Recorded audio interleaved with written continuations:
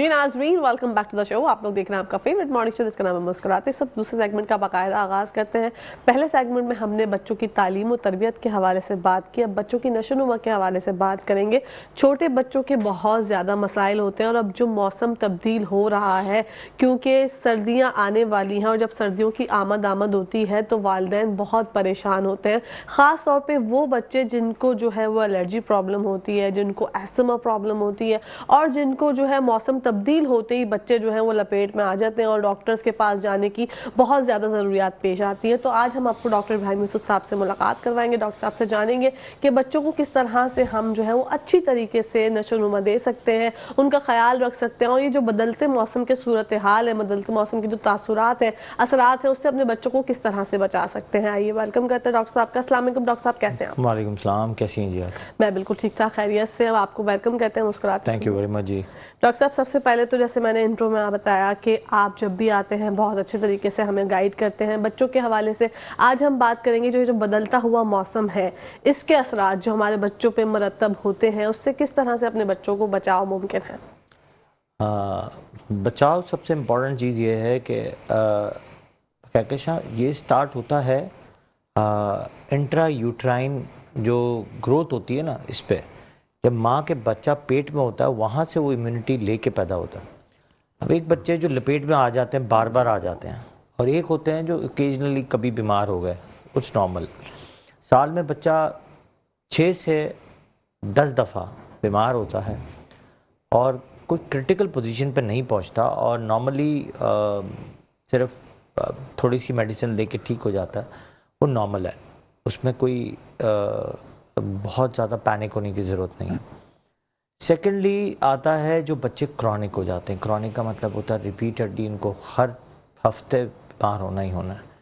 या तो किसी से इन्फेक्शन ले लेते हैं या फिर खुद ही इन्फेक्शन अपना रीग्रो कर रहे होते हैं, जिसको कहते हैं रीअकरेंस और रिलैप्स। बार बार अपने अंदर आना या अंदर ही से ग्रो करना या फिर किसी का इन्फेक्शन लेके रिलैप्स कर देना, दोबारा बार बार इन्फेक्शन होना है। तो ये इन्फेक्शंस की मेन वजह आपकी इम्यूनिटी होती है, क़ुव्वत मुदाफ़त। क़ुव्वत मुदाफ़त की 2-3 वजूहात हैं। लोग समझते हैं कि क़ुव्वत मुदाफ़त कोई चीज़ नहीं है, लेकिन हम सबसे पहले बात करते हैं क़ुव्वत मुदाफ़त की। क़ुव्वत मुदाफ़त किस तरह बढ़ती है, क्यों कम हो जाती है? उसकी मेन वजह मैंने आपको बताया कहाँ से शुरू होती है, माँ के पेट से। बिल्कुल। माँ ने आकर अपनी ग़िज़ा अच्छी रखी है, माँ ने अपनी जो रिक्वायरमेंट्स ऑफ कैलोरीज़ हैं, न्यूट्रिशन है, मिनरल्स हैं, वो बहुत अच्छे रखें।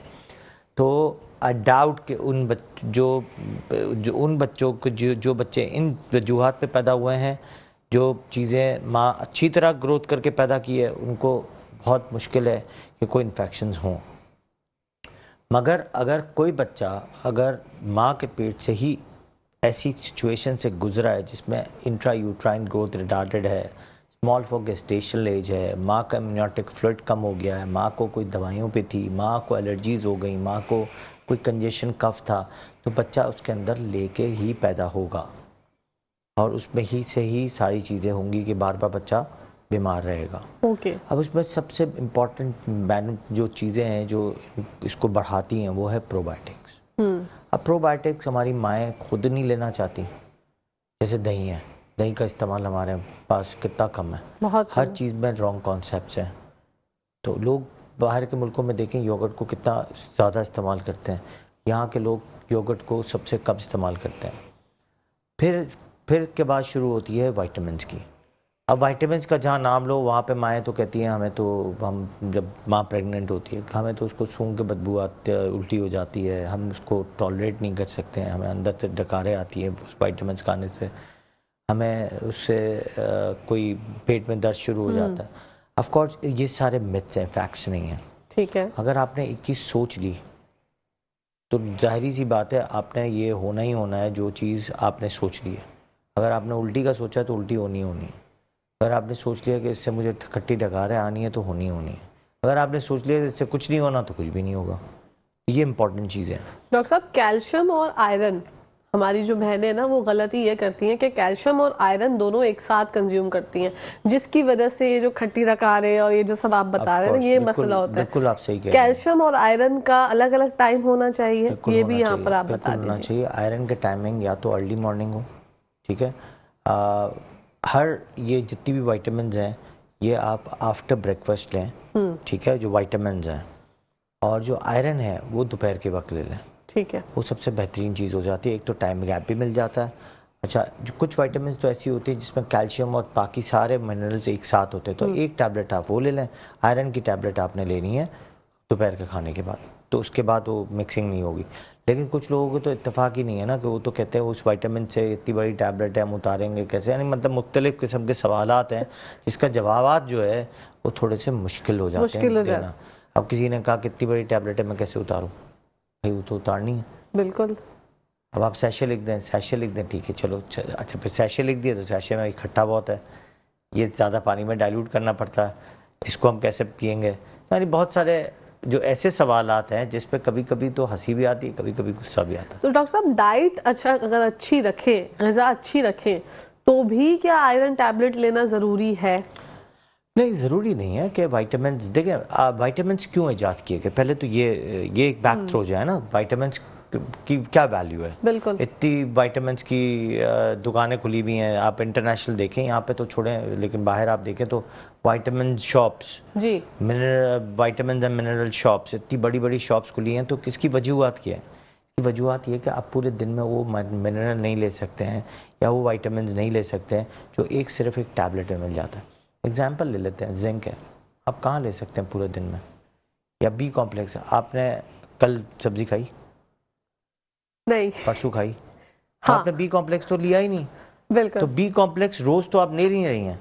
इसी तरह आपने कल दूध पिया था नहीं, दूध तो हम लोग वैसे ही नहीं पीते, ठीक है, तो कैल्शियम आपको मिला नहीं, एग्जैक्टली, ठीक है, तो कैल्शियम तो इन्हीं चीजों में मिल रहा है ना। अच्छा, आपने मैग्नीशियम की क्या क्या चीजें ले ली कल, नहीं ली, तो तुम जब चीजें ही नहीं ली। अब मैग्नीशियम सबसे ज्यादा किस पे होता है? अखरोट में होता है, ठीक है, केले में होता है। तो ये आपने केला खाया, मतलब हाँ। आप ये सोचे ना कि आप अगर 4 लोगों से सवाल करेंगे तो ऑफ कोर्स वो कहेंगे हाँ नहीं, तो आपने रोज वो चीजें नहीं ले रहे हैं। अच्छा, ओमेगा का आजकल दौर है, Q10 एंजाइम्स का दौर है, ओमेगा आपने कहाँ मिलता है? ओमेगा आपने वही अखरोट की बात है, प्लस साथ में आप ले लें फिश है। इन गर्मियों में आप फिश खाएंगी? कोई भी नहीं खाएंगी, तो ओमेगा कहाँ से मिलेगा? तो ये बहुत सारी ऐसी चीजें हैं जो आपको रोजमर्रा जिंदगी में नहीं मिलता। विटामिन डी है, एग्जाम्पल लेते हैं, विटामिन डी आपको आप सैल्मन फिश में मिलता है, मशरूम्स में मिलता है, बाकी बहुत सारी चीज़ों में तो विटामिन डी बहुत ही लो मिकदार में होता है जो ना होने के बराबर है। तो आप सोचिए ना कि विटामिन डी अगर नहीं मिल रहा तो आप विटामिन डी ग्रो कैसे करेंगे अंदर, तो ट्रांसफ़र कैसे होगा? exactly. तो एक छोटी सी टैबलेट में अगर छोटे छोटे ज़रात में, छोटी छोटी चीज़ों में आपको रोज़ के आप मिनरल्स ले लेते हैं, तो क्या, अब मैं सवाल कर रहा हूँ, क्या ये नुकसान है? नहीं, ऑफ कोर्स नॉट, ये फायदा है, ऑफ कोर्स बेनिफिशियल है। तो बेनिफिट की बात करें तो दिस इज बेनिफिट्स, ठीक है। तो ये है कि आपको विटामिन लेने हैं, मिनरल्स लेने हैं, प्रोबायोटिक्स बहुत इंपॉर्टेंट है। अब योगर्ट में सबसे ज़्यादा मिलता है, चले योगर्ट नहीं खाते तो प्रोबायोटिक्स बाय करें, लें। आपके बच्चे के अंदर क़ुव्वत मुदाफ़त खुद माँ के पेट के अंदर से डेवलप करेगी।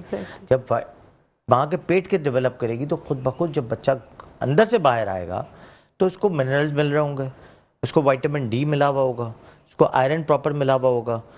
तो वो बच्चा जो आयरन और विटामिन डी के कमी के साथ पैदा होता है, एक तो उसका स्ट्रक्चर बहुत छोटा होता है, प्लस साथ में उसकी निमोनियाज, अस्थमा, एलर्जी सबसे ज़्यादा होती हैं। तो हमें तो वहीं पहले बचाना है कि यार ये निक्यू केयर में ना आ जाए, ये प्रॉपर तरीके से डेवलप करे अपने आप को पेट के अंदर, और इसके बाद पैदा और माँ के खुद में चला जाए और डायरेक्ट मदर फीड पे जाए। अब मदर फीड पे आ जाए तो मदर फीड, अब आजकल आप देखें क्यों, आपने कहा कि बच्चे बार बार क्यों इन्फेक्टेड हो रहे हैं, उसकी मेन वजह टॉप फीड्स हैं, एलर्जीज। क्यों पहले ज़माने में जो है बच्चे बीमार नहीं होते थे? क्योंकि माँ अपनी ग़िज़ा का ख्याल रखती थी before pregnancy, after pregnancy. Exactly. तो यहाँ पे तो ध्यान रखने वाला कोई है ही नहीं।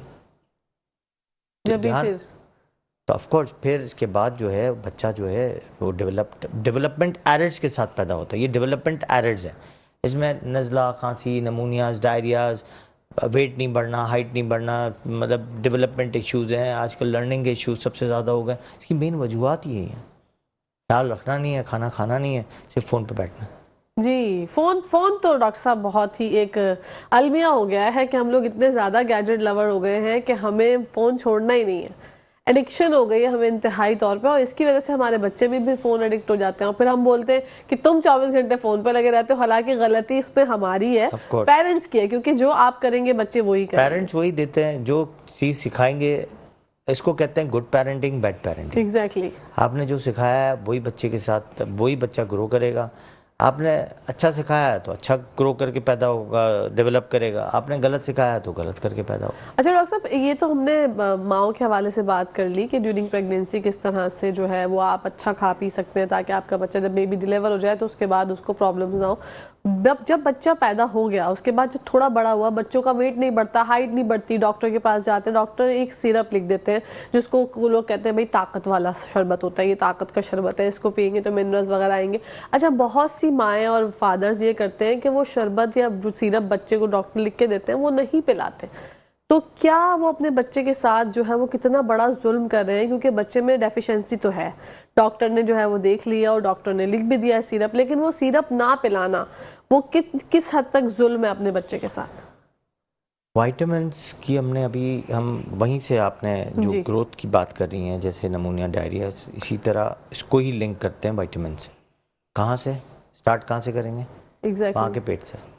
माँ के पेट से आते हुए बच्चे की ग्रोथ पे 6 महीने का बच्चा हुआ, बच्चे ने नेक होल्डिंग की नहीं की, बच्चा बैठा नहीं बैठा, 3 महीने का 6 महीने का हुआ, बैठा नहीं बैठा, विद सपोर्ट विदाउट सपोर्ट, 9 महीने पे क्रॉल किया नहीं किया, 10 महीने 11 महीने पे खड़ा होना सीखा नहीं सीखा, 1-1.5 साल में चलना सीख गया नहीं सीखा। मतलब ये सारे माइलस्टोन्स हैं। इसके साथ ही हाइट की मेजरमेंट, वेट की मेजरमेंट्स, ये सब होना बहुत ज़रूरी है। अब साथ में अगर फर्ज करें कि हाइट की और वेट की मैनेजमेंट्स कैसे होती हैं, यही है ना, आप डॉक्टर के पास रेगुलर चेकअप्स कराते हैं। अब मेरे पास एक बच्चा आता है, 4 साल पे एक बच्चा आया फर्स्ट दफ़ा, और उसकी सेंटीमीटर ऑफ हाइट थी 89। अगर आप देखें 3 साल पे एक हाइट होती है 95, 4 ईयर्स पे होती है 100। मेरे पास आया है 89 पे लेके, और है वो 4 साल का, होना कितना चाहिए था 100, है ये 89। 3 साल पे होती है 85। तो ये 3.5 साल का बच्चा, 3 साल मतलब 2.5 साल के बच्चे के बराबर की हाइट है। अब मैं आप ग्रोथ चार्ट ले रहा हूँ, मैंने कहा यार आप रिकॉर्ड दिखा दें। उन्होंने कहा हमने तो कभी हाइट कराई नहीं, हमें अब पता चल रहा है कि इसकी हाइट कम है।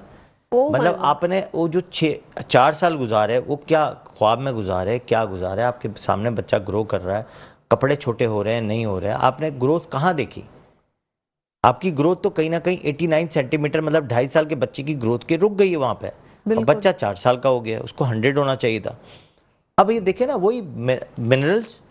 अब बाय बर्थ, आजकल तो रिसर्च ये है कि बाय बर्थ इंस्टीट्यूट ऑफ जो न्यूट्रिशन वो कहता है कि बाय बर्थ आपको वाइटामिन्स, विटामिन डी, कैल्शियम और जिंक और आयरन, ये सब देना है बाय बर्थ। अब बाय बर्थ के लिए तो ये है ना कि बाय बर्थ, वही वाली बात, कॉन्सेप्ट। एग्जैक्टली। मिथ्स इतने हैं कि फैक्ट्स पे आप आ ही नहीं सकते। हम सिर्फ और सिर्फ मिथ्स पे बिलीव करते हैं। फैक्ट कौन बता रहा है? सबसे इंपॉर्टेंट चीज़ तो फैक्ट। आप इतना बड़ा क्वेश्चन कर रही हैं एक डॉक्टर के साथ, और साथ में इतना बड़ा न्यूज़ चैनल जो है छोटी छोटी चीज़ें उठा के ये आवाम तक पहुंचाता है। तो सबसे इम्पॉर्टेंट चीज़ तो ये है कि यार ये लोग तब भी मिथ्स पे क्यों रहते हैं? वही वाली सवाल, मतलब आपके पास इतने ढेरों सवाल हैं, तब आप मुझसे ये सवाल कर रही हैं। बिल्कुल। तो मिथ्स की बात है। मिथ अभी भी आप समझाएंगी तो यहाँ कहेंगे ये कहकशां भी गलत है, डॉक्टर इब्राहिम भी गलत है, और मेट्रो न्यूज़ भी गलत है। बस हम सही है। हम सही है, वो मिथ सही है। हाँ। हम सही नहीं है, मिथ सही है। मेरी दादी नानी कहती थी। अब मैं कितने दफ़ा कहता हूँ, मैंने कहा भाई दादी नानी, अब तो आप खुद दादी नानी बन गई। कह रहे नहीं हमारी दादी भी हैं। मैंने कहा अब तक है। तो ऑफ कोर्स, मतलब एक कॉन्सेप्ट है मिथ्स का कि myths are never to be forgotten, और फैक्ट्स पे आना नहीं है। वही बात हो गई ना, दादी नानी कहती हैं चांद पर जो है वो एक आंटी रहती है, और हालांकि चांद पर कोई आंटी नहीं रहती थी जब तक, तो अब लोग चांद पर जा रहे हैं। पहले तो ऐसा कुछ भी नहीं था। चांद पे जाना नहीं जाना, मतलब हमने तो चांद देखना नहीं देखना, वो तो हमें पता ही नहीं है। एग्जैक्टली। दुनिया में कितने लोगों ने चांद देखना है नहीं देखना वो भी नहीं पता, कितने लोग चले गए उन्होंने चांद देखा नहीं है। तो वही वाली बात है कि चांद देखा नहीं है और जो है ये सोच रहे हैं कि हम चांद पे पहुंच गए टीवी में देख के। तो दिस इज फैक्ट्स।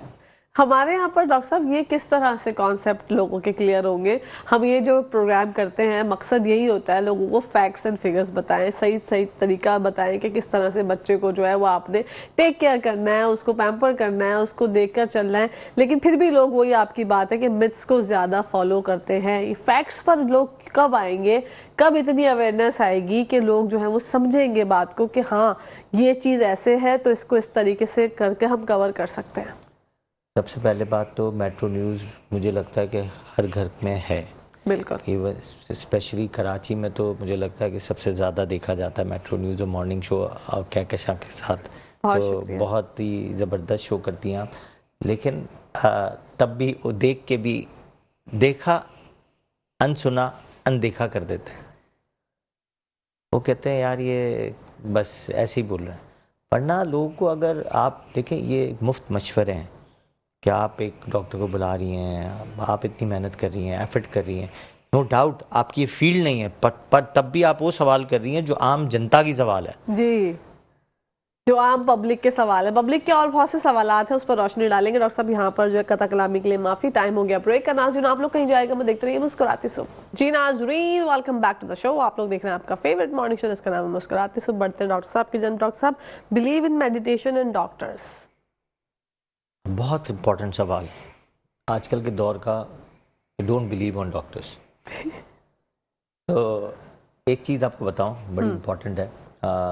मैं 2 दिन से ये ऐसे ही पढ़ रहा था तो बड़ा एक किसी ने बड़ी एक ख़ास बात कही कि एक कैंसर का पेशेंट है और उसको सीवियर पेन होता है और उसको कहा जाता है कि उसको बेसिकली कभी कभी आप मॉर्फिन भी लगा दें तो पेन रिलीव नहीं होता। अल्लाह माफ़ करे उन डिजीज़ से, अल्लाह ताला हमारे लोगों को इन बीमारियों से बचाए, आमीन। तो उसको पेन रिलीव नहीं होता। बट एक डॉक्टर ने कहा कि मैं तुम्हें मॉर्फिन की जगह पे एक ऐसी ज़बरदस्त वाइटामिन आई है जो मैंने अगर तुम्हें लगा दूं तो तुम्हारा दर्द बिल्कुल गायब हो जाएगा। ठीक है। वो वाइटामिन लगा देता है मगर दर्द ठीक नहीं होता। फिर इसके बाद डॉक्टर कहता है कि वाइटामिन से दर्द ठीक नहीं हुआ, ठीक है हम कोई नया मॉर्फिन एक आया है वो लगा देते हैं और उसकी जगह मॉर्फिन की जगह सिर्फ नॉर्मसलाइन लगा दी जाती है और सिर्फ नॉर्मसलाइन लगाने से उसका दर्द गायब हो जाता है। This is called a passive release of hormones, जो कहता है यार हाँ यार ये तो दर्द ठीक हो गया। इसको कहते हैं मेडिटेशंस। मेडिटेशंस की बड़ा इम्पॉर्टेंट टॉपिक है कि आपको अगर कोई बीमारी क्रॉनिक चल रही है या कोई भी चीज़ चल रही है, you have to fight by yourself. आपके दिमाग के अंदर वो इतनी फाइटिंग एंजाइम्स हैं जो अगर आपने इससे फाइट किया तो आप उस बीमारी से लड़ सकते हैं, अदरवाइज आप बीमारी को हावी कर लेते हैं। कई दफ़ा लोग हावी कर लेते हैं अपने अंदर, कई दफ़ा वो बीमारी को बाहर भगाने की करते हैं। कुछ लोग पैरालाइज हो जाते हैं, अंदर से जुस्तजू करते हैं मुझे पैरालाइज नहीं होना और मुझे उठ खड़े होना है। तो आप जब अपने आप के अंदर सोच लेते हैं कि मुझे खड़ा होना है, उसको कहते हैं मेडिटेशन। इसके साथ सबसे इम्पोर्टेंट चीज़ डॉक्टर का बिलीव होना ज़रूरी है कि डॉक्टर ने अगर आपको कहा है खड़ा होना है और आप हो सकते हो तो आपको खड़ा होना है और हो सकते हो। तो वही वाली बात है ये मॉर्फिन की कि मॉर्फिन ज़रूरी नहीं कि मॉर्फिन ही दे के आपने दर्द का इलाज किया। आपने तो दिमाग से खेला और आपने दिमाग से खेल के, डिपेंड करता है। अगर फ़र्ज़ करो एक डॉक्टर के पास गए, बिलीव होता है, अगर किसी डॉक्टर पे बिलीव है, एक छोटा सा डॉक्टर है या बड़ा डॉक्टर है, आपका बिलीव है कि उसके एक पेपर पे, या मेरे पास कितने पेशेंट आते हैं वो कहते हैं डॉक्टर साहब आपकी शक्ल देख के हम ठीक हो जाते, हमारा बच्चा ठीक, ऐसे उसको सिर्फ विजिट करनी होती है। This is a belief. कुछ लोगों का बिलीव नहीं होता। अच्छा वो क्या शिक्र, मैं अपनी क्लिनिक में बताऊँ, अगर क्लिनिक में आके अंदर उसके सवालात, अगर मुझे दिमाग पढ़ना आता होता ना तो मैं उसका दिमाग पढ़ लेता, लेकिन उसके सवालात में ऐसे सवालात होते हैं जो अनबिलीवेबल सवालात होते हैं।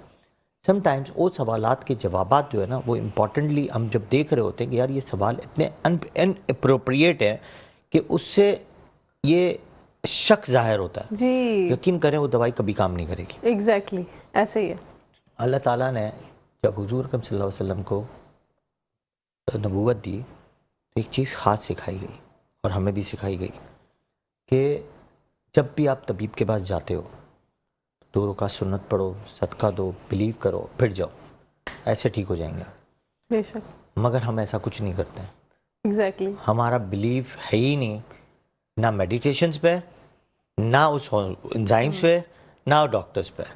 नो डाउट 5 उंगलियां बराबर नहीं है, कुछ डॉक्टर्स अच्छे हैं, कुछ डॉक्टर्स अच्छे नहीं हैं, मगर डॉक्टर इब्राहिम जैसे लोग और कहकशां जैसे लोग बहुत कम हैं जो ऐसे सवालात निकालते हैं और ऐसे जवाबात जो है आपको मिथ्स से फैक्ट्स के क्लियर कर रहे होते हैं कि यार मिथ्स कुछ नहीं है, फैक्ट्स है सिर्फ। एग्जैक्टली। This was fact. ये जो मैंने आपको कहानी सुनाई दैट वाज फैक्ट कि meditations, positive enzymes, positive results, ये आपके हार्मोन्स रिलीज करते हैं और खुद ब खुद आप चीज़ें ठीक होना शुरू हो जाती हैं। और डॉक्टर पे बिलीव बहुत मैटर करता है। डॉक्टर पे बिलीव।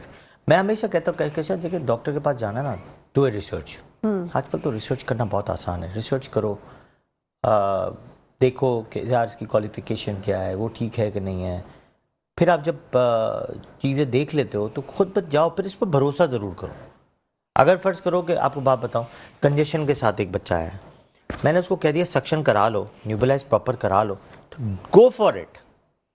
मैं आपको वो चीज़ से बचा रहा हूँ कि आपको एडमिशन पे बचा रहा हूँ। मैं एडमिशन नहीं होने दे रहा, अब मैं आपको इमरजेंसी में ही काम करा के दे रहा हूँ। मगर आप तो पहले ही भाग गए सक्शन से, जो यहाँ से नाली डाल के जो सक्शन कर रहे होते हैं उससे आप भाग गए। आपने कहा यार ये तो सही नहीं है, आप दूसरे के पास फिर चले गए। फिर आपने कहा कि यार फिर मैं फैमिली फिजिशियन के पास जाऊँ। अब फैमिली फिजिशियन के पास जाओ, फैमिली फिजिशियन के पास तो ट्रेनिंग ही नहीं है एग्जैक्टली। तो चीज़ों को ठीक कर सके, वो और एंटीबायोटिक लिख देता है। हमने आपको उन चीज़ों से बचाया, आगे जाके आपको एडमिशन की क्राइटेरिया पे आ ये जाता जो है। आपने अभी जिक्र किया कि ये जो नाली डाल के जो प्रोसीजर होता है, ये किस तरह से होता है? बड़ा आसान प्रोसीजर है कहकशां। जैसे अगर फर्ज करें कि मुझे और आपको बलगम हो जाता है, स्पूटम आ जाता है, फ्लू हो जाता है, यहाँ फंसरा होता है, तो उसकी कोई मेडिसिन लेके बहुत फ़ायदा नहीं है। आपने एक मामूली सी एंटी एलर्जीज लेनी है, कावा लेना है, स्टीम लेना है, ज़्यादा है तो आपने कुछ स्टीरॉइड्स ले लिए, कुछ एंटीवायरल ले ली, तो आप इसको ठीक हो जाएंगे। लेकिन अगर बलगम अगर फंस रहा है कहीं तो आप क्या करते हैं? नॉर्मली हम करके उसको निकालने की करते हैं। बलगम के भी अलग अलग टाइप्स हैं। एक वाइट होता है, एक लाइट ग्रीन होता है, एक डार्क ग्रीन होता है, एक पत्थर की तरह जेली होती है। वो जेली जब आप पुट करते हो तो आपको देखें थोड़ी देर बाद पत्थर बन जाता है। एग्जैक्टली। आप उखाड़ भी नहीं सकते उसको, बेसन में से या रोड से कहीं से भी उखाड़ नहीं सकते हैं, बिल्कुल जम जाता है, एवोपरेट भी नहीं होता। इसका मतलब वो कितना इन्फेक्टेड हो जाता है। ज़्यादातर ये जो बलगम वाले होते हैं और विदाउट फीवर होते हैं, वो ज़्यादातर वायरस होता है और हमारे इर्द गिर्द वैसे ही वायरस घूम रहे होते हैं। तो अगर आपको क्या करना है, इमरजेंसी जाना है, सक्शन करा के बच्चे की वो निकलवा देनी है। वो प्रेशर होता है, उसमें नाली डालते हैं अंदर और वो निकाल देते हैं। जैसे हम क्या करते हैं करके हम निकाल देते हैं। जितने भी फोर्सफुली अगर इतना सा भी फंसा होता है तो हमें क्या होता है कि हम निकालें। और कई दफ़ा बच्चा तो नहीं निकाल सकता, बच्चा can not spit out. Exactly. हम उसको निकालने की जिस्तुजू करेंगे तो वो निकल जाएगा। ओके। लेकिन वालिदैन डरते हैं, घबराते हैं। ऑफ कोर्स घबराते हैं, लेकिन घबराने की जरूरत नहीं। अगर एडमिशन क्राइटेरिया पे जाता है तो पहले तो हमारा काम ये है, सक्शन करनी है, न्यूबलाइज करना है, स्टीम देनी है और फिर दवाएं देनी है। क्योंकि जब तक क्लियर नहीं होगा अंदर से सब कुछ तो और बनता रहेगा। एग्जाम्पल ले लें, अगर एक फर्ज करें कहीं पस बनता है तो लोग इंसेशन करा के निकाल देते हैं ना, या नहीं कराते? करवाते हैं। क्यों करवाते हैं? क्योंकि अगर पस अंदर रहेगा तो हड्डियों में चला जाएगा, हड्डी में जाएगा तो हड्डी को नुकसान देगा। पस ज्यादा रहेगा तो बुखार भी होगा, पेन भी होगा, रेड भी होगा, हॉट भी होगा, टेंडर भी होगा। बिल्कुल है ना? तो अगर ये सारी चीजें अगर हैं तो आप जब निकाल देते तो रिलीज हो जाता है, थोड़े दिन बाद ठीक हो जाता है। तो यहाँ ये भी एक पस की तरह ही है। आपने जब सक्शन करके निकालना शुरू किया, बच्चा आपको 3-4 दिन में आपको बिल्कुल सेटल मिलेगा। लेकिन दैट इज ऑल बिलीव। बात माननी पड़ेगी। बात डॉक्टर की माननी जरूरी है। पहले एक जमाने में देखें, जब मैंने स्टार्ट ऑफ प्रैक्टिस की ना तो न्यूबलाइज पहले मैं लिखता था। मैं जब ट्रेनिंग करके आया बाहर से तो न्यूबलाइज लिखना शुरू किया उस वक्त। आज से 15 साल हो गए होंगे, 15-16 साल पहले की बात बता रहा हूँ। ऐसे मेरी इतनी एज नहीं है, ऐसे मत समझिएगा, आप इतनी आंखों से देख रही हैं कि मैं बुढ़ापे की तरफ आ गया हूँ, लेकिन इतनी एज नहीं है। तो लेकिन एक बात बताऊं कि जब मैं ट्रेनिंग करके आया तो लोगों को न्यूबलाइज लिखो ना तो ऐसे देखते थे, यार ये पता नहीं डॉक्टर क्या लिख रहा है, न्यूबलाइज क्या होता है। तो कई लोग तो भाग जाते थे। अब हर घर में न्यूबलाइज मशीन है। एग्जैक्टली। तो ये वाला दौर भी आ जाएगा जब सिखा के बोल देंगे तो एडमिशन क्राइटेरिया कम हो जाएगा।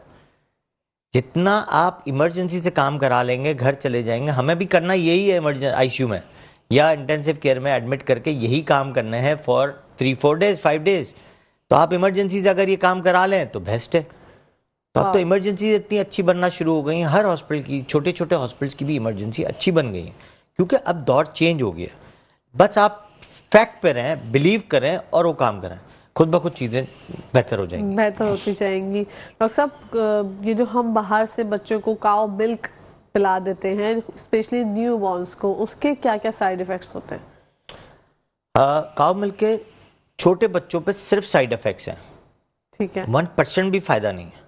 लोग कहते हैं कि हम दूध पिला रहे हैं, माँ का दूध नहीं है, हम भैंस का दूध पिला रहे हैं या गाय का दूध पिला रहे हैं। गाय तो है ही नहीं, भैंसे ही हैं।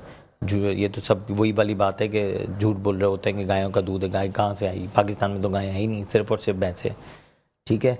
तो उसमें सबसे ख़तरनाक चीज़ जो होती है वो आयरन डेफिशिएंसी हो जाती है, विटामिन डी डेफिशिएंसी हो जाती है। वो दूध चलता नहीं है तो उससे प्रोटीन डेफिशिएंसी हो जाती है, लैक्टोज इंटॉलरेंस रहता है, इससे ब्लड इन स्टूल आने का खतरा होता है, बच्चा ग्रोथ वाइज बढ़ता नहीं है, या फिर फैट इतना होता है कि मोटा हो जाता है, शुगर कंटेंट ज़्यादा हो जाती है। तो ये बहुत सारे साइड इफ़ेक्ट ही हैं।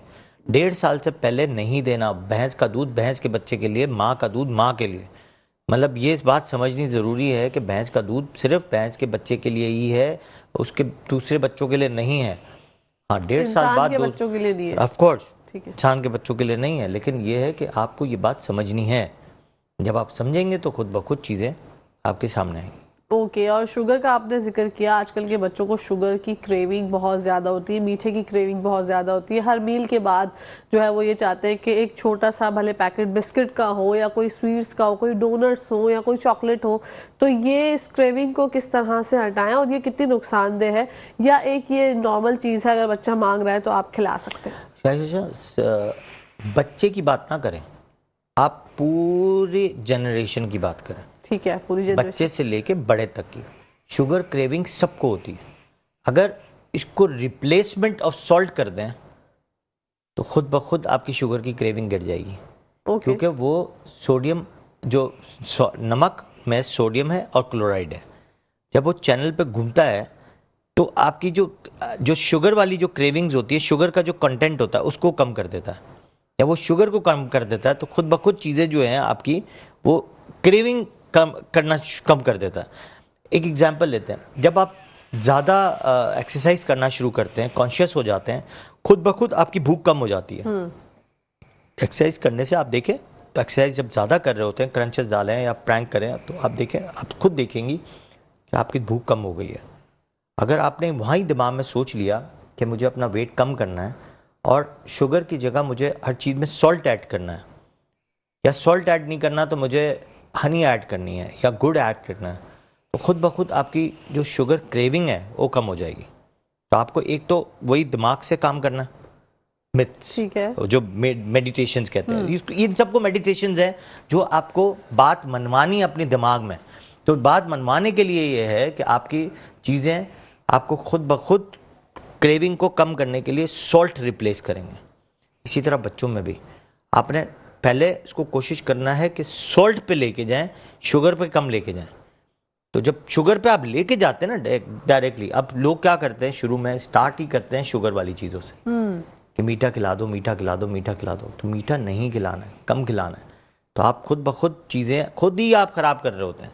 जब बच्चा 6 महीने 8 महीने का होता है, आप उसको सॉल्ट की कंटेंट को कम रखते हुए, कोई आपको भर भर के नहीं देना है, शुगर की कंटेंट को आपको तो कम रखना है और सॉल्ट की कंटेंट को थोड़ा सा बढ़ा के रखना है।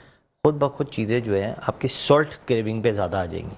और सॉल्ट इज़ गुड थिंग, कोई बुरी चीज़ नहीं है। सॉल्ट रिप्लेस आप सबके साथ करें। वैसे मैंने कहा ना, मैग्नीशियम और सॉल्ट इज़ लाइफ। बिल्कुल। अब सॉल्ट में भी तो इतनी सारी जो है वो डिफरेंशिएट है। आप पिंक सॉल्ट का इस्तेमाल करें, बहुत सारे सॉल्ट है। पिंक सॉल्ट मुझे लगता है कि सबसे ज़्यादा बेहतर है। ऑफ कोर्स पिंक सॉल्ट सबसे ज़्यादा बेहतर है। फिर साथ में आजकल जो रिसर्च के हिसाब से जो कुछ चंद सालों पहले की गई कि हमारे पास आयोडीन की बहुत कमी हो गई थी, और इसके साथ फिर वो आयोडीन वाला नमक जो आया उससे बहुत फ़ायदे हैं, क्योंकि उससे एक तो याददाश्त सही रहती है, थेरेपी सही रहती है, थायराइड के प्रॉब्लम्स कम से कम रहते हैं। तो ऐसी बहुत सारी चीज़ें हैं जो आयोडाइज नमक में ही ज़्यादा फ़ायदा होता है, तो आप वो यूज़ करें। लेकिन छोटे बच्चों में ज़्यादातर प्रॉब्लम होता है कि आप जो सॉल्ट होता है, पिंक सॉल्ट है, उसको ज़्यादा इस्तेमाल करें। एक तो इससे फ़ायदे भी, एलर्जी अस्थमा के लिए भी बहुत फ़ायदा है, एंटी एलर्जी के तौर पर काम करता है। दूसरी भी बहुत सारी चीज़ें जो हमारी बॉडी के अंदर, आप देखें ना, हमने लास्ट एक प्रोग्राम में बात की हाइड्रेट योर सेल्फ। हाइड्रेट अब लोग पानी से कर रहे होते हैं, मैं कहता हूँ हाइड्रेट करो सॉल्ट वाटर से। अब सॉल्ट वाटर, आप सॉल्ट से भागेंगे तो ऑफ कोर्स वो तो हाइड्रेट तो आप नहीं हो सकते। एग्जैक्टली तो हर चीज़ में आपको सॉल्ट और मैग्नीशियम का इस्तेमाल ज़्यादा करना है। बिल्कुल आजकल तो आपको पता है मैग्नीशियम पे कितना रिसर्च हो रहा है। मैग्नीशियम मैग्नीशियम मैग्नीशियम पे एक बहुत बड़ा रिसर्च चल रही है। जैसे एक ज़माने में पहले विटामिन डी की रिसर्च बहुत थी, अब वो चीज़ विटामिन डी के साथ साथ जो लिंक कर रही है वो मैग्नीशियम कर रहा है। उसकी बहुत सारी चीज़ें बेहतर होना शुरू हुई हैं कि मैग्नीशियम का जितना इस्तेमाल करता है इतना बॉडी आपकी जो है वो प्रॉपर तरीके से उस पर चल रही होती है। बिल्कुल डॉक्टर साहब, ये पेरेंट्स जो है सवाल करते हैं बार बार कि मेरा बच्चा जो है वो बहुत स्लो ग्रो कर रहा है, इसकी वजह क्या है? स्लो ग्रो, बिल्कुल वो वहीं से शुरू होता है कि माँ के पेट से। ठीक है। बच्चा जब पैदा हुआ तो अब ग्रोथ अलग अलग किस्म की ग्रोथ है। एक तो डेवलपमेंट ग्रोथ है, फिर एक आईक्यू ग्रोथ है कि बच्चा क्या क्या चीज़ें सेंसरी कर रहा है, क्या क्या मोटर कर रहा है। अब मोटर, हाइट, वेट, सेंसरी, ये चार चीज़ें हैं जो एक साथ ग्रो करती हैं। और साथ में डेवलपमेंट जो चीज़ें होती हैं कि नाक का, गर्दन कब कराई, बैठा कब, उठा कब, क्रॉल कब किया, चलना कब शुरू किया, ये सारी चीज़ें। आईक्यू का मतलब ये होता है सेंस, सेंस क्या क्या कर रहा है, समझ रहा है नहीं समझ रहा, आई कांटेक्ट इसका अच्छा है कि नहीं है, ये क्या चीज़ें हमारे अंदर चीज़ें लेके डेवलप कर रहा है नहीं कर रहा। तो ऐसी बहुत सारी चीज़ें हैं जो वो समझने की कोशिश करता है नहीं करता। साथ में आपकी चीज़ें होती है हाइट और वेट। अगर एक बच्चा 50 सेंटीमीटर पे पैदा हुआ है तो उसको एक साल पे 75 सेंटीमीटर का हो जाना है। ठीक है। 4 इयर्स पे उसको 100 सेंटीमीटर का हो जाना है। तो ये ग्रोथ चार्ट चलना है। अब ग्रोथ चार्ट आपको हर 6 महीने 1 साल बाद करानी है। अब लोग नहीं कराते हैं तो आपको पता ही नहीं चलता। बिल्कुल। फिर साथ में आपके ग्रोथ फैक्टर्स पे वेट आ जाता है। एक बच्चा अगर 3 kg का पैदा हुआ है तो अप्रॉक्सीमेटली 1 साल पे एक बच्चा 10 साल का होना है, 10 kg का होना है। 10 kg का होना है। डॉक्टर साहब यही से बात कंटिन्यू करते हैं, ब्रेक का टाइम हो गया। नाज़रीन आप लोग कहीं जाएगा मैं देखते रहिए मुस्कुराते सब। जी नाज़रीन, welcome back to the show. आप लोग देख रहे हैं आपका फेवरेट मॉर्निंग शो जिसका नाम है मुस्कुराते सब। बात अधूरी छोड़ कर गए थे कि जब बच्चा 3 साल का हो तो उसकी हाइट और वेट कितना होना चाहिए डॉक्टर साहब? 3 साल पे एक स्टैंडर्ड हाइट होनी चाहिए 95 सेंटीमीटर। ठीक। और वेट होना चाहिए इसका 14 किलो।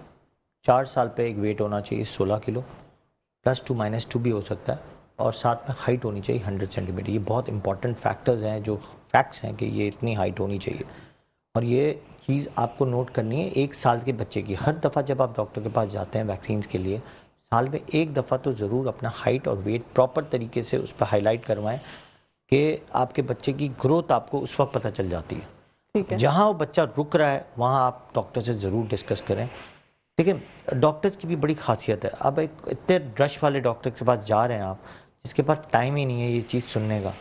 लेकिन एक चीज़ और भी मज़ीद आप बात बताओ, आप गए हैं अभी एक चीज़ फीवर के लिए, फीवर हाई ग्रेड चल रहा है, बच्चा सांस तेज़ ले रहा है या डायरिया प्रॉपर हुआ हुआ है, वॉमिटिंग हुई हुई है, आपके बच्चे को देख लिया, इसके बाद आप बच्चे का वेट सही है डॉक्टर साहब, या बच्चे की हाइट ठीक है, आपको क्या लगता है बच्चे की हाइट ठीक है?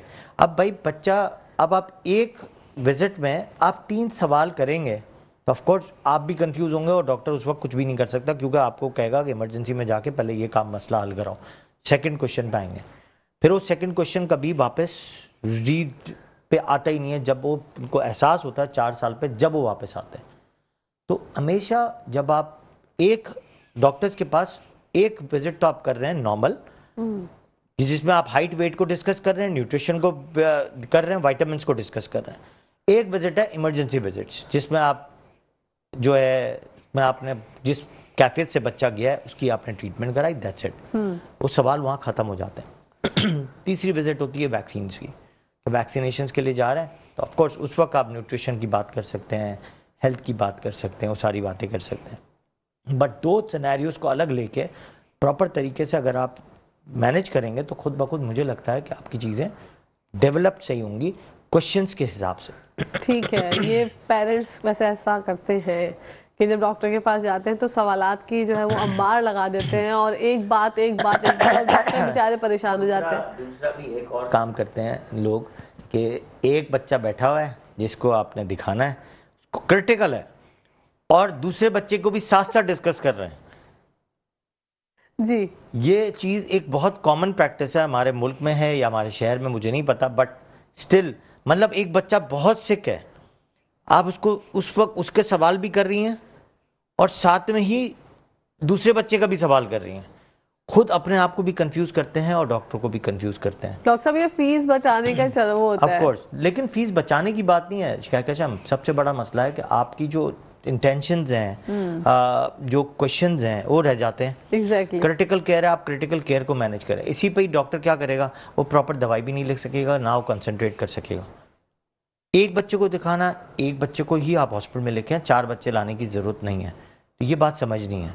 प्लस साथ में हमेशा qualified doctor, renowned doctor, time देने वाला डॉक्टर, उसी से ही मिलना चाहिए। ऑफ कोर्स अगर आप ऐसे डॉक्टरों के पास जाते हैं जो बहुत बिजी हैं, जो आप बच्चे को सिर्फ 3 मिनट देते हैं, उससे आप कुछ चीज़ डिस्कस नहीं कर सकते हैं। ऑफ कोर्स डॉक्टर को भी टाइम देना ज़रूरी है, लेकिन आप खुद ही ऐसे जंजाल में जा रहे हैं जहाँ पे 50 पेशेंट बैठे हुए हैं, तो आप वो डॉक्टर का कसूर नहीं है, वो आपका कसूर है कि आप ऐसा डॉक्टर सेलेक्ट कर रहे हैं जो आपको डिस्कस नहीं कर सकता। बिल्कुल डॉक्टर साहब, ये बच्चे जो है आजकल जो है वो गुस्सा इतना क्यों आ रहा है, इतने टेम्पर और टेंट्रम्स क्यों उनके हो रहे हैं बच्चों के हमारे? लाड प्यार, उनकी डिमांड्स को पूरा करना, बच्चे के बीच में गैप्स कम होना, 2 बच्चे हैं गैप्स कम, प्लस साथ में हमारे वही मिनरल्स में मैंने कहा बाय बॉर्न आयरन देना ज़रूरी है। आयरन की जो कमी है उसमें बच्चे की ग्रोथ, वेट, डेवलपमेंट, लर्निंग भी कम हो जाती है, इरिटेबिलिटी बढ़ जाती है, भूख बिल्कुल नहीं लगती है, उसी से आपकी श्रिंकेज शुरू हो जाती है। तो इरिटेबिलिटी, टेंट्रम्स आते ही ज़्यादातर विटामिन्स की वजह से, स्पेशली आयरन, और साथ में जो है आपकी लाड प्यार। ओके। लाड प्यार इतना हो गया, एक लाड प्यार माओ से ज़्यादा जो लाड प्यार है वो घर वालों का लाड प्यार ज़्यादा है।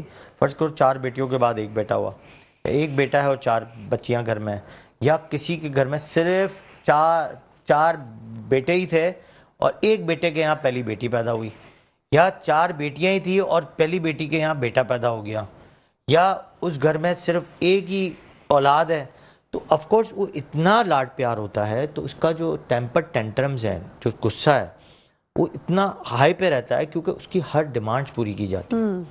वो लेट जाएगा, बीच में आपको जिद करना शुरू कर देगा, ब्रेथ होल्डिंग स्पेल्स करेगा, सांस रोक लेगा, एक्टिंग बहुत सारी करेगा, आपसे खेलना शुरू कर देगा। फिर साथ में अगर फर्ज करें एक भाई पैदा हुआ है जिसका बहुत लाड प्यार था और उसके बाद उसकी छोटी बहन पैदा हो गई विद इन अ ईयर या with in 2 years, of course वो उस चीज़ को समझेगा ही नहीं, उसका गुस्सा हाई पे रहेगा। वो 3-4 साल पे एक तो नॉर्मल गुस्सा भी होता है, टेम्पर टेंट्रम्स आते हैं, बट स्टिल उसको समझाना पड़ता है।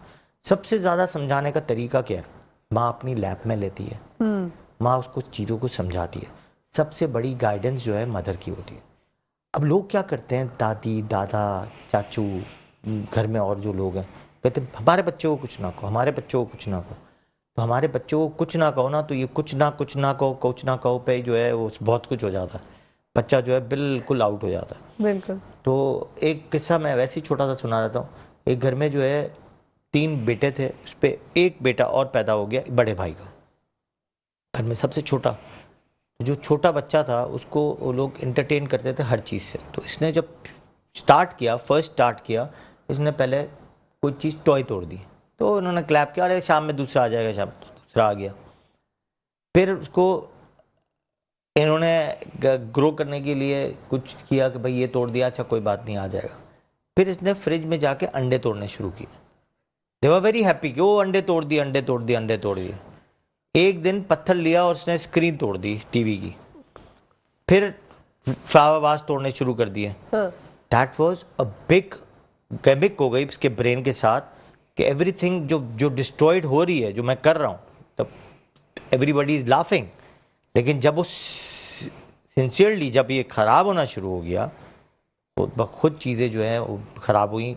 लोग फिर भागने, ये लोग भागने, इन्होंने कहा भाई ये तो कुछ इसको साइकेट्रिक इश्यूज़ हैं, ये हर चीज़ तोड़ रहा है। लेकिन ये कब पता चला? जब वो 4-5 साल का था। उस वक्त इससे पहले तो हंस रहे थे लोग। जब 4-5 साल का हुआ तो उसने टीवी की स्क्रीन तोड़ी, फ्लावर वास तोड़ दिए, ये तोड़ दिया, वो तोड़ दिया, किसी को भी धक्का देना शुरू, तो हाइपर एक्टिव हो गया। तो आपने ये क्या किया? आपने जब पहली दफा इसने तोड़ा, आपने उसकी डिमांड्स फुलफिल की, आपने इसके ऊपर सख्ती नहीं की, आपने इसको समझाया नहीं, इवन दो कि आपने इसको शय दे दी कि तोड़ दो। बिल्कुल, आपने जोड़ने की बात नहीं की, आपने तोड़ने की बात की। तोड़ने पे आपने उसको एग्रीवेट कर दिया। तो वो एग्रीवेशंस हैं। तो टेम्पटेड टेम्परेंस भी ऐसे ही आते हैं। आपकी गुस्से पे, अब वो लेट गया, आप हंस रहे हैं, वो तो कहेगा यार ये तो बड़े मजे की चीज है, everybody is laughing, everybody is enjoying. और बच्चे बहुत तेज हैं आजकल ऑफ कोर्स के। आपने इसकी डिमांड को पूरा करा, बिल्कुल सही हो जाएगा, रोना धोना सब बंद। क्यों? कि आपने उसको समझाया ही नहीं है। आप उसकी डिमांड्स को फुलफिल कर रहे हैं। बिल्कुल, बहुत बहुत शुक्रिया डॉक्टर साहब, आपकी आमद का। यहाँ पर टाइम खत्म हो गया। इंशाल्लाह जिंदगी रही तो आपसे फिर मुलाकात होगी इंशाल्लाह। नाज़रीन, यहाँ पर हो गया है टाइम खत्म। अपनी होस्ट, अपनी दोस्त, अपनी प्यारी सी सहेली कहकशा फैसल को इजाजत दीजिए। इंशाल्लाह जिंदगी रही तो आप लोगों से कल फिर मुलाकात होगी। जब तक के लिए, हमेशा के लिए, पाकिस्तान जिंदाबाद, पाकिस्तान पाइंदाबाद, फी अमान अल्लाह, अल्लाह हाफिज।